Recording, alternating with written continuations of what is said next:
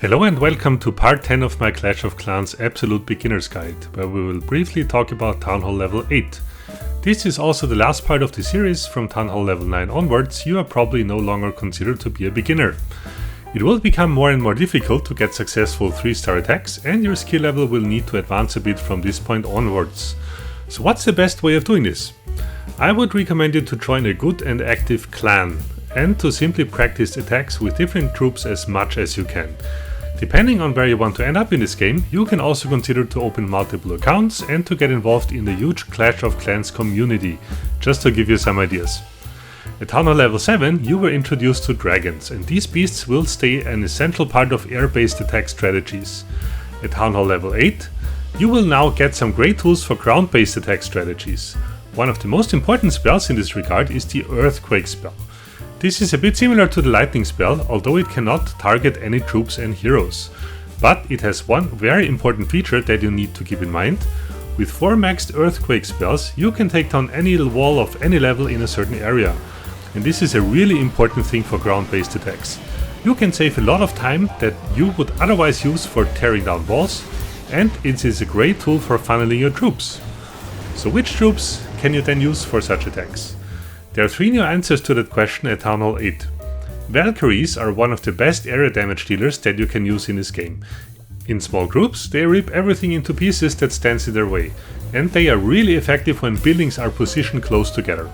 On the downside, they die quite easily, so avoid clumping them together too much.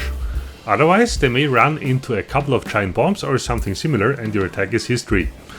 Golems are one of the best tanks in the game. They simply have huge amounts of health and can therefore protect your other units by binding defenses.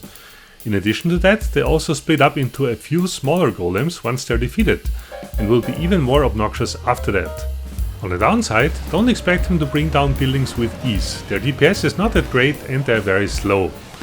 Finally, there is the P.E.K.K.A., which is something like a mixture of damage dealer and tank, a great tool especially for funneling and for bringing down heroes. However, also P.E.K.K.A.s take their time in moving around. Like Valkyries and Golems, they are helpless against flying defenders.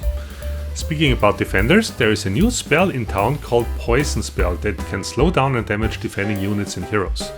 I personally don't find it too useful, but you can give it a try. Skeleton traps, placed in the right location, can be a quite obnoxious tool against attackers. You can even hold up air units with these if you choose to make them airborne. On the defense buildings side of things, you can get access to the bomb tower, which is something like an improved wizard tower, but works only against ground units. So what should you expect in the next Town Hall levels to come? Town Hall 9 gives you the Archer Queen, which in my opinion is the most important hero. High DPS from some distance, it will become one of your major tools to dismantle defenses if you use her correctly.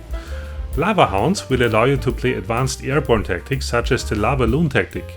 And Witches will boost your ground-based attacks by never-ending supply of summoned skeletons. Freeze, haste and jump spells will become very versatile tools of your creativity. Expos, together with Inferno Towers that will be introduced in Town Hall level 10, will become your core defenses.